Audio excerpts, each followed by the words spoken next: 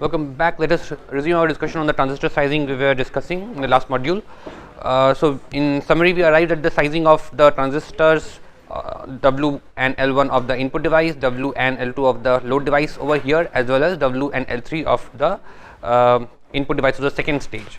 We also concluded that W and L requirement of the especially the W by L requirement of the fourth M4 transistor is not so critical, because signal swing is not so important for the first stage of amplification, and therefore we can afford to have relatively smaller W by L for the load device.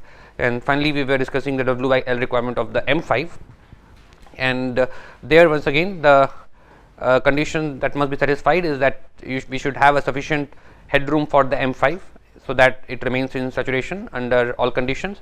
If you look at the circuit configuration where this amplifier is being applied, we know that the gate potential of this amplifier is being set with the help of the resistive feedback. So, in the very beginning we have seen that we can implement a very high value resistance using the subthreshold region transistors, and we can establish an DC bias over here which is equal to the DC bias at the output nodes. So, and we kept it equal to VDD by 2 or close to VDD by 2, so that our overall swing is maximized at the output stage. And if you look at the overall feedback operation, if we have feedback amplifier implemented using CC, we know that the signal swing at this point is not going to be significant. As a result, these 2 points are going to be close to a constant DC potential. You don't have much signal swing over here. Therefore, signal swing is not going to be an important consideration, and also the DC potential is known, VDD by 2. For that, I have a certain VGS drop for the M1, and therefore the VD5, if I can say, the VD5, let me just keep the same figure so that we can refer to that. So, VD5 is going to be VDD by 2, which is basically the VG1 minus VGS1, and VD5 must be greater than equal to VG5 minus VT in order to satisfy saturation condition. Now, the VGS1, if we have already determined the W and L of the M1 and also the bias current, we have the VGS1 also known. So, basically the VGS1 becomes a parameter which is known to us based on the prior set values of W and L and the ID of the input devices, and therefore, from here I can get the constraint on the VG. So, VG5 should be less than equal to VDD minus VDD by 2, VDD by 2 minus VGS1 plus VT. So, this is the value of the minimum value of VG that I would the maximum value of VG that I would need, and we know that the VG is going to ultimately be determined by the bias current and W by L of M5. So, I know that ID5 is equal to the K5, which is the constant parameter for M5, the transconductance parameter, VG5 minus VT square, and from here I can set the desired K5 to obtain a VG5 within limit, and K5 once again depends on W by L ratio. So, if I increase the W by L of M5, I am going to get a smaller VG5 required, and hence I can satisfy the limit VG5 less than equal to VDD by 2 minus VG plus VT, or in other words VDD minus VG minus VT, which is just an overdrive voltage. So, this constraint as such may not be very difficult to meet. For example, in our case VDD by 2 means 0.9 and minus a V over drive of the input devices, it may be close to say couple of 100 millivolt at max. So, this means that the VG should be lower than say 0.9 minus 0.2, so around 0.7, and for a bias current that we are choosing in our application, say around 20 microampere for this stage, having a VG5 of lower than 0.7 is not very difficult. W by L ratio close to 10 or 20 can easily achieve VGS required around maybe close to 0.5 volt, close to the VT voltage of the M5. So, since we know that 180 nanometer technology model that we are using in simulations also, the value of VT is around 0.4 volt. So, we can expect overdrive voltage of around 0.5 volt to be there if you are using nominal values of W by L, say around 10 or something. But another very important constraint that comes by determining the W by L of M5 is common mode rejection ratio, which is also going to play an important role in determining the W and L values of M5. So we know that the CMRR is directly proportional to the RO of the current source, which is in turn proportional to the channel length of this current source. So the CMRR, we need a certain L5 min, because that is for a given bias current, that is going to determine the RO5 min, RO5 min.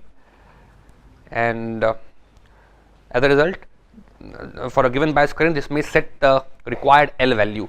So from here I can get the L5 min, and now I have the constraint on Vg, from where I can get the W by L5 min. So this combined with the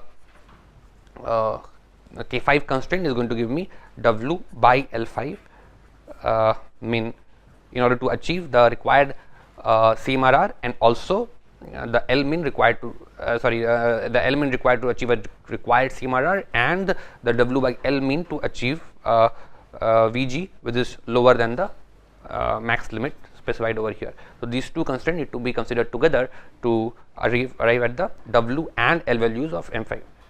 So once again, in summary, W by L of M5 being determined by the upper limit on Vg, which is once again coming from the required or the given value of Vg1 minus the Vgs of M1, which is also known given our W by L and ID of M1 is known, and therefore I have the upper limit of Vg1 known in order to keep M5 in saturation, and in order to get the L value we have the CMRR ratio, CMRR constraint, and for that L min I can get the W by L min, and hence set the W to that minimum value or slightly larger than that minimum value, so that we are achieving both the constraints.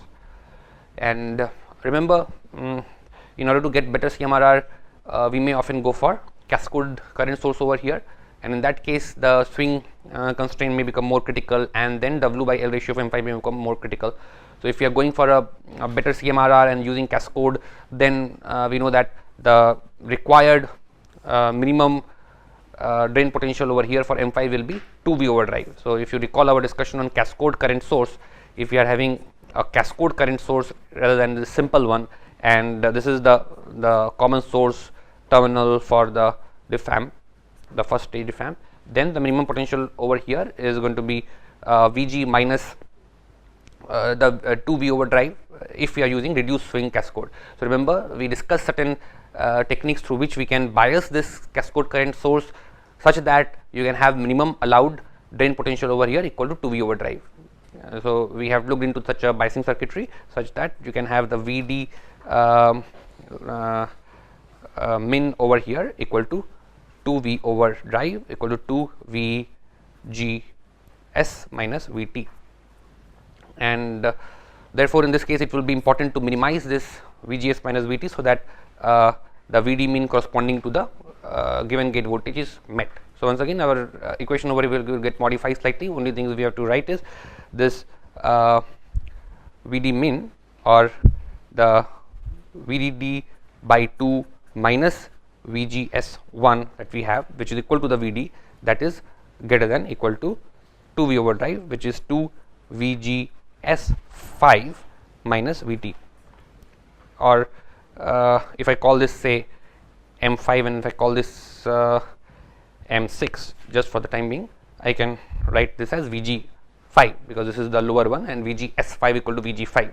So this should be greater than equal to 2 times Vg5 minus Vt, and therefore once again I am going to get the constraint that Vg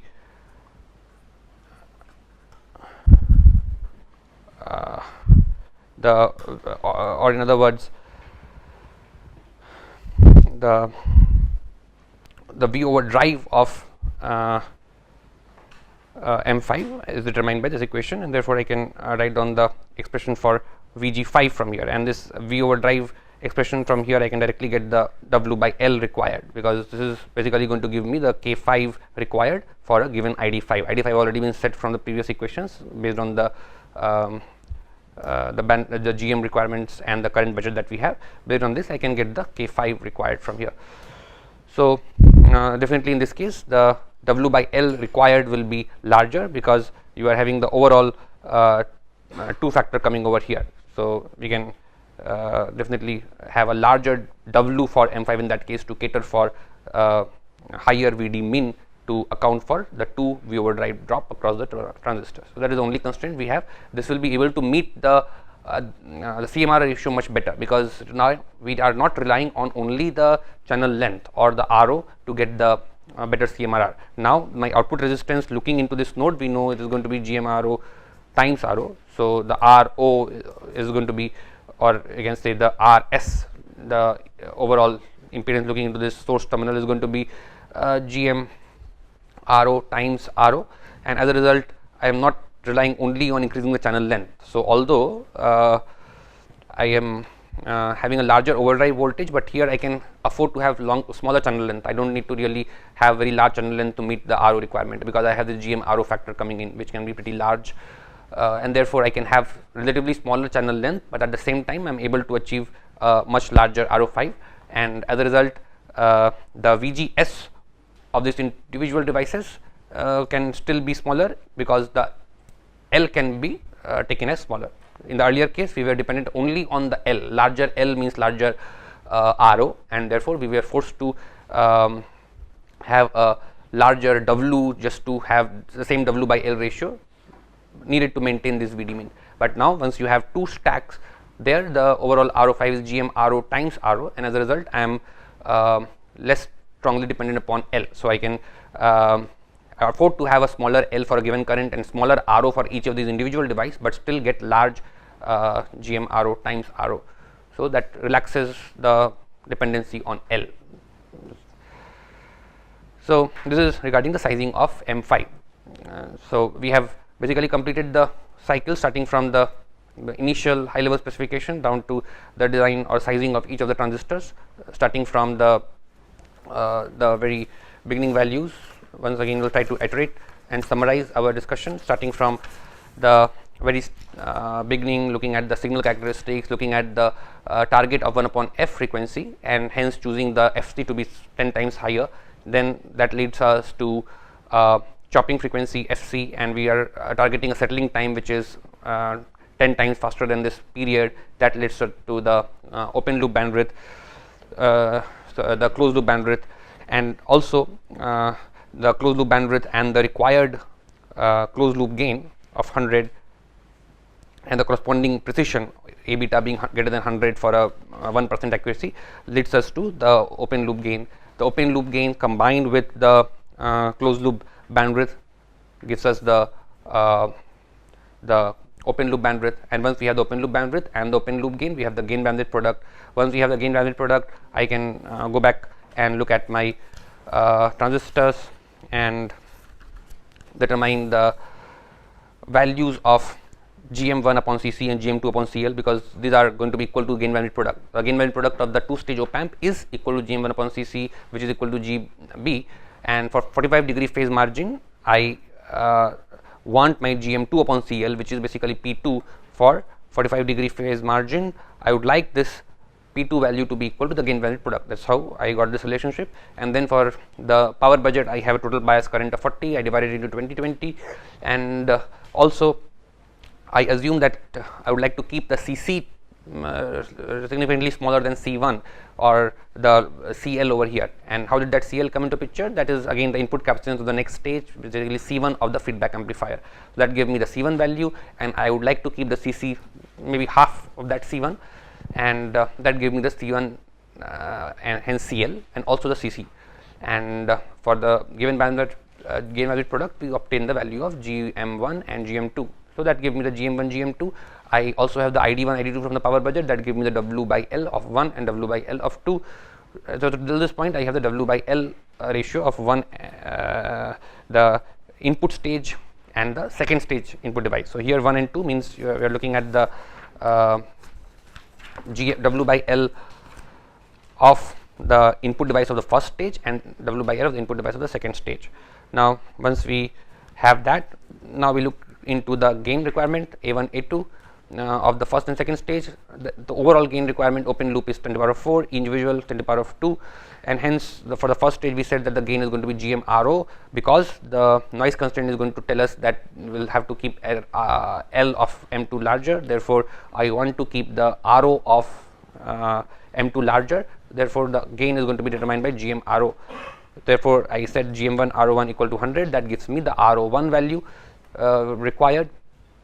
I have the GM1 value known from the previous steps. I therefore need to get the RO1 value, and this is equal to 1 upon lambda ID. ID budget is fixed. I can take that ID, and from there I can get the value of L required. Remember that the channel length modulation factor is depends on the L. Larger is the L, larger will be the RO for a given current, and therefore I need a certain L1 min to meet my RO1 requirement. So that sets the value of L1, and once I have this value of L1 set, I can go ahead and determine the W1, because W1 by L1 ratio has been determined earlier. So that gives me the W1 upon L1, and likewise if I have to go for the second stage, once again I have the W by L of 2 determined, GM2 is also determined, bias current is also determined. So I have the W by L2 known, and likewise in the second stage, if I assume that the RO of these two devices are going to be similar, because there is no significant noise constraint over here, so I can afford to have RO of these two devices similar, and therefore the RO factor becomes known. GM2 is known, GM is the second stage, GM is known, times RO is equal to the overall gain required from this stage, which is once again 100. So that gives me the overall RO required on this stage, and which is once again going to give me the L required of this stage. And once you have the L required and W by L required, I can find out the W and L for the M3 device. So this is how I get to W1 L1, W3 L3, W by L of the input device of the first stage, W by L of the input device of the second stage.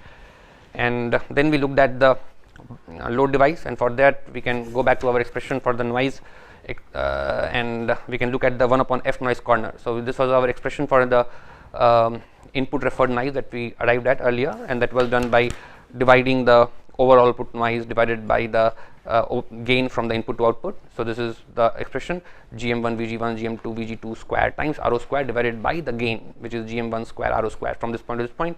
And then we have the overall expression for the total noise, and if you want to get the 1 upon F noise corner, I need to equate the 1 upon F component to the thermal noise component, and that's how we obtain that 1 upon F noise corner of the amplifier.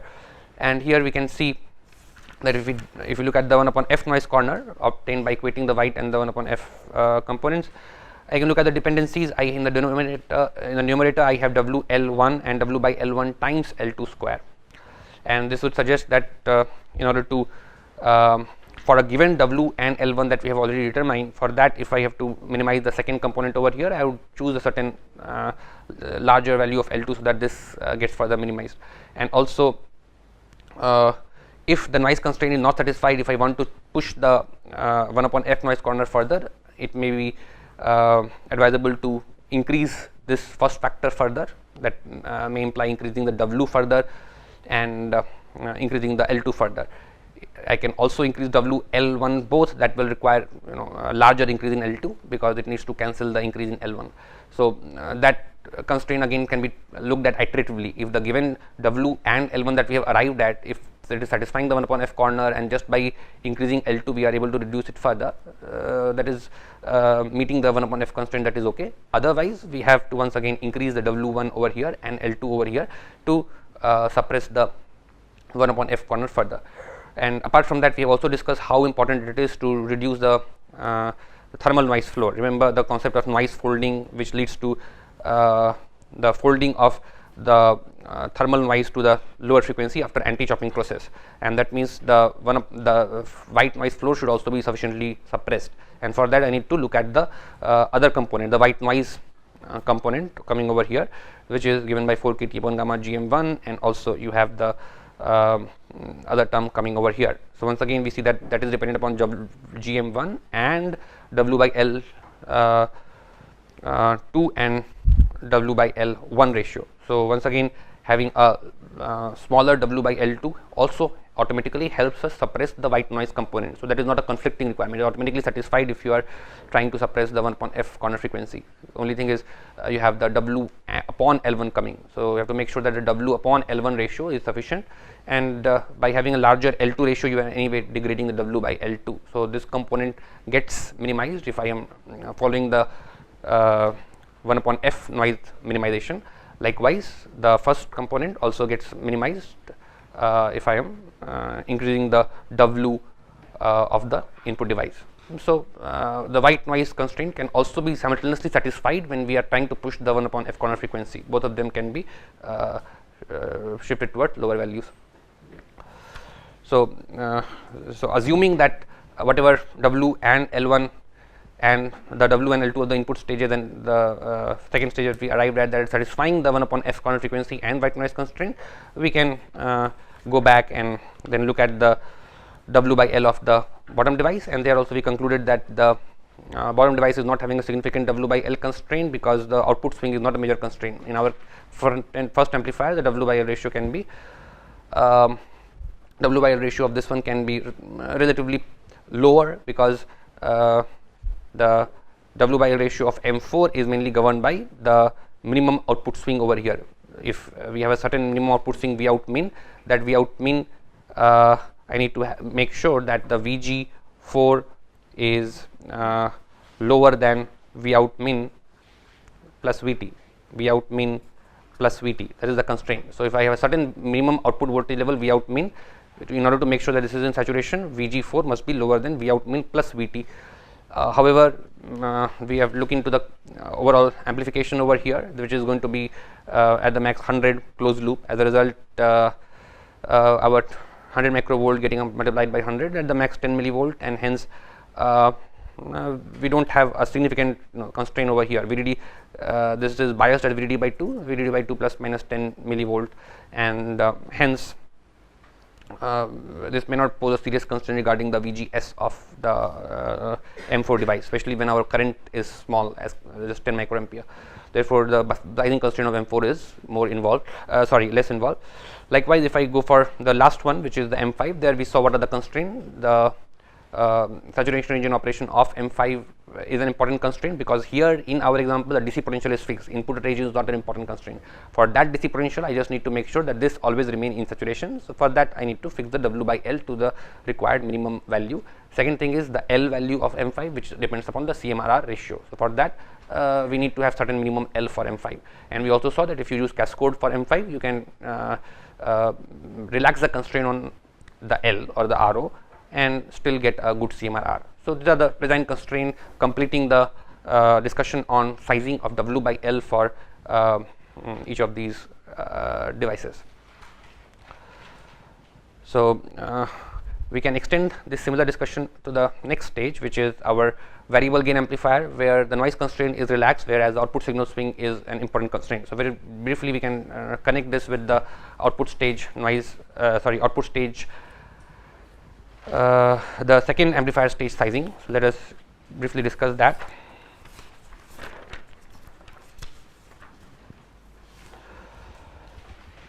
So if I look at the steps, which are the steps which are going to remain same? So till this point, getting up to the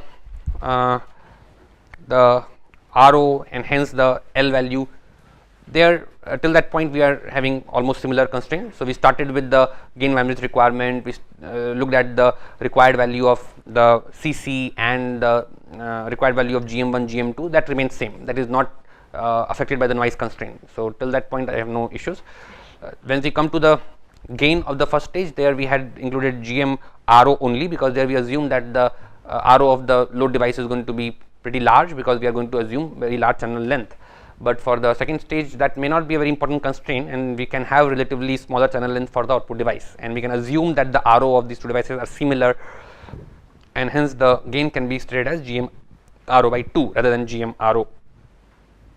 So in that case we can assume that both are having similar channel length, and from there I can determine the RO or the L required for these devices. Once I have the L required for these devices, once again the W by L is known from our previous step. I can get the W by L for both these devices for the given GM. So the GM value will give the W by L for the input device, and I have the L over here, and once again I can see in order to determine the W of this device, how do I need to, what constraints do I need to follow.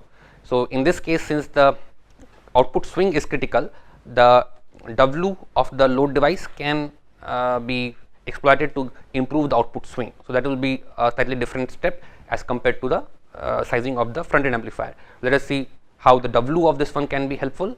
So for that, we first need to look at the output stage. So till this point, we have agreement with the analysis done for the front end amplifier. The second variable gain amplifier, we are looking at the output stage, and output stage, once again we have for the output stage, once again for the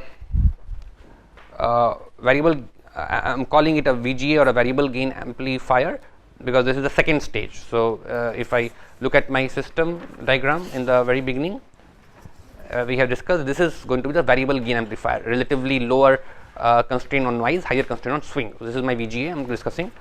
So for the VGA, I have several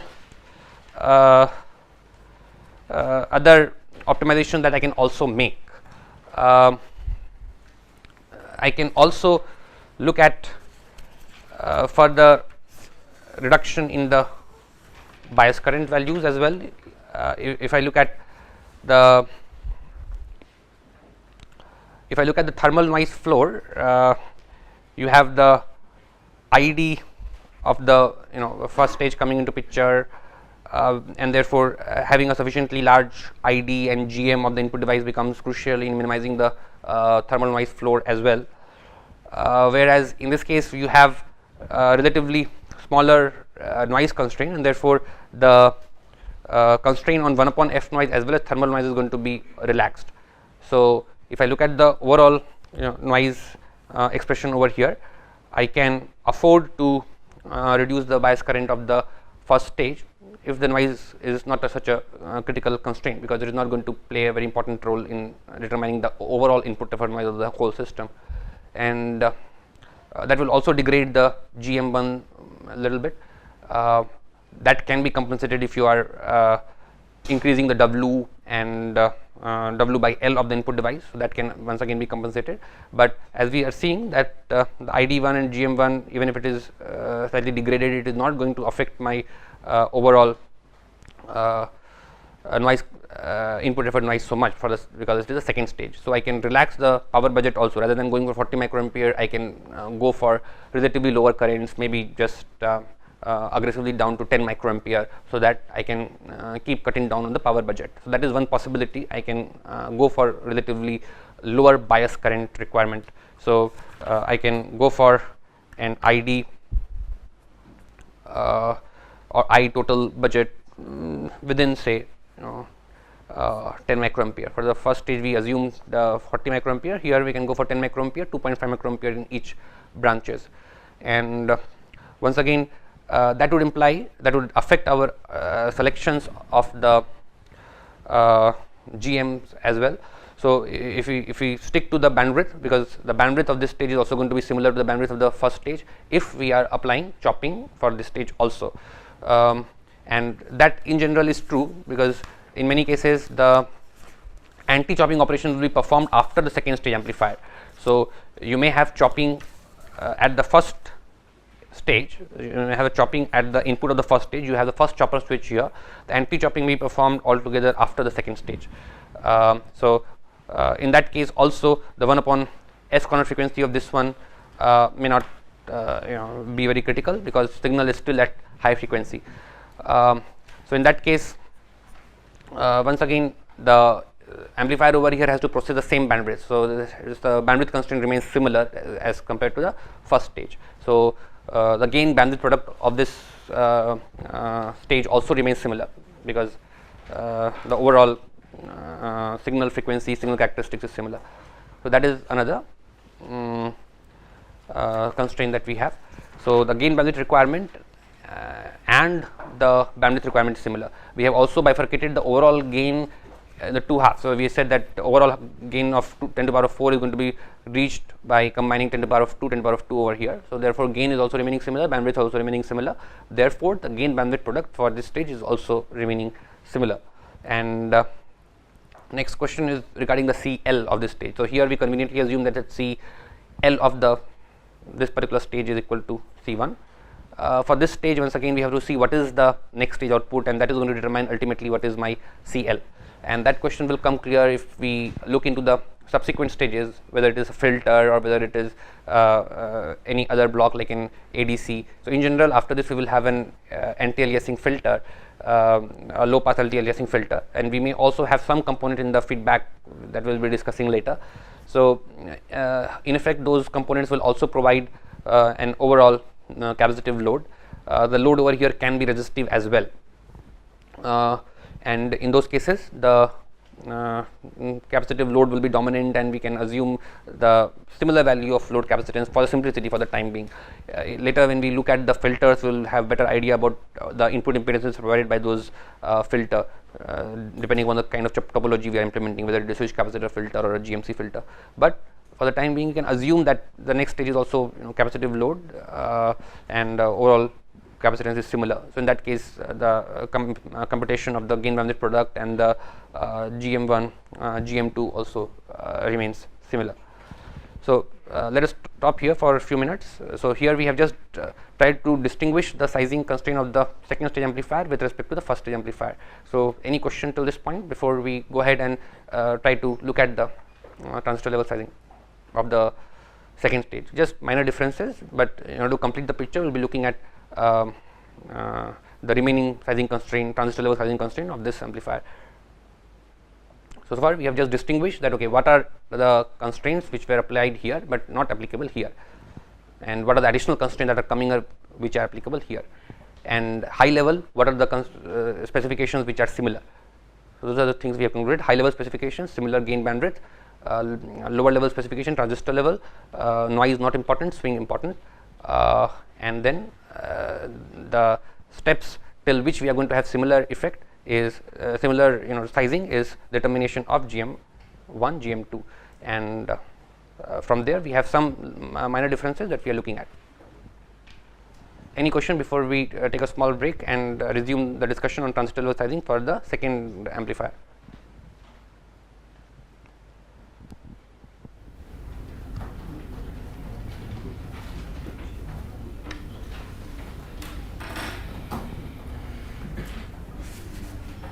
Okay, so we can take a short break, and then after that we can resume our discussion on the remaining sizing considerations and try to conclude our discussion on sizing of the two stages, that is the front end amplifier and the variable gain amplifier design.